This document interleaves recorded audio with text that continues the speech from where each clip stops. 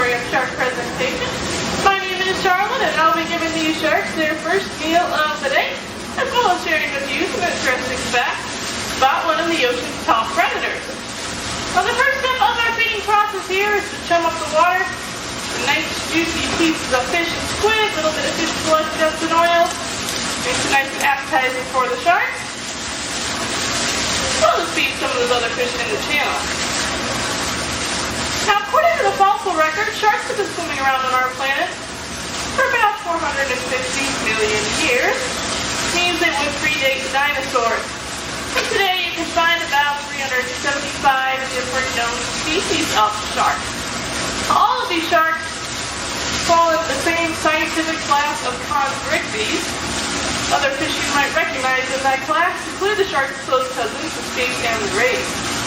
Now, there are a few defining characteristics that a fish must have in order to belong to that class, one of which would be their skeleton.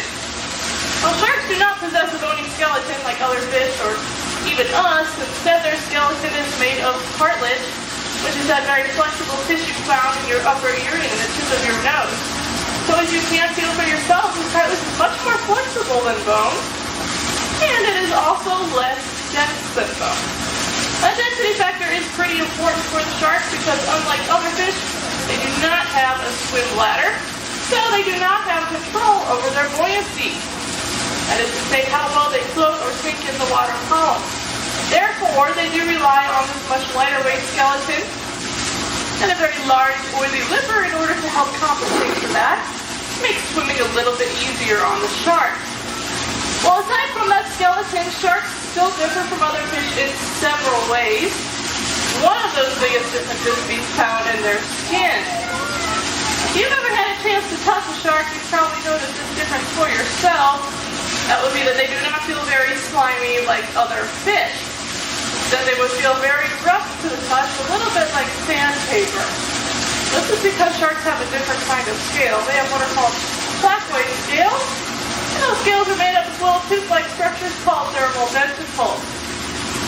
Over the years, sharks have had a very long time to earn their role as top predator by perfecting some pretty cool senses. Perhaps the shark's most famous of those senses would be their sense of smell, as they are indeed capable of detecting just one little drop of blood up to about 25 million drops of seawater. That means they could potentially sniff out a bloody meal from up to about 2 miles away. That sense of smell is not the only thing sharks rely on. They also do have wonderful eyesight and very good hearing. They are capable of hearing sounds underwater from about 3,000 feet away. They do see in some colors, and they also possess night vision that is more acute than a cat. Aside from these more traditional senses, sharks come equipped with a couple of unique sensory systems that allow them to much better pinpoint the precise location of their prey. Now, the first I'll be talking about is called the lateral line system. That's a series of 2 canals on a shark's body, one on either side, and runs about head to tail. Now, all fish have this lateral line. If you've ever looked at a fish up close, it would be that very thin line, the midline down its body that does run from head to tail. Now, these lateral lines are made up of very specialized nerve cells that allow the shark to feel the vibrations in the water.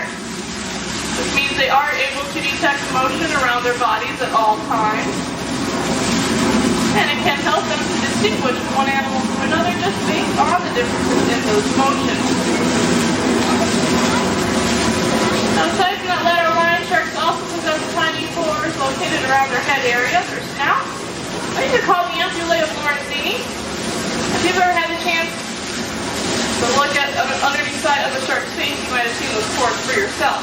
These little pores are filled with a very jelly-like substance that allows the shark to literally detect the electrical impulses in the water.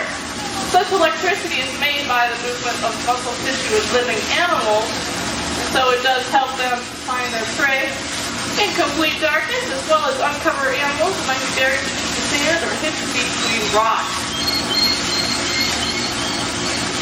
Well, earlier I mentioned that these sharks have that cartilaginous skeleton. helps them out by making them a little bit more lightweight and flexible, therefore makes it a lot easier to swim. That's very important because many species of sharks do rely on that swimming in order to breathe properly. That mode of respiration is called ram ventilation, and it requires that the sharks move with a constant forward momentum in order to get enough oxygen flow over their gills. However, there are several species of shark out there that are an exception to that rule and are capable of breathing perfectly fine while laying motionless on the seafloor. Well, that's made possible by special muscles found in those species' gill area. We like to call a gill pump. That simply allows the shark to suck water in actively and pump it back over its gills, thusly eliminating the need to swim forward. A perfect example of such a shark would be the ones you can find in the channel here. These are the Atlantic brown nurse sharks. And nurse sharks, like some other species of sharks, do possess special muscles called buccal muscles that allow them to suck that water in. These Atlantic brown nurse sharks are only about a foot long at birth. However, when they reach adulthood, they can grow to lengths of about 14 to 15 feet long, which ranks them amongst the world's top 30 largest sharks. Well, these nurse sharks get their name, the nurse shark, from the loud sucking or nursing sound that their gill pump is capable of producing when their mouths are exposed up out of the water. Well, it's perhaps no surprise that sharks have attributed a rather nasty reputation to their name over the years, such as man-eater. Well, we do like to refer to about 10 species of shark by this name man-eater, such as the great white, the tiger, and the bull shark. However, that does not actually mean that those species of sharks are patrolling the ocean's waters looking for people to eat. Unlike what Hollywood may depict, they do not have a vendetta against mankind.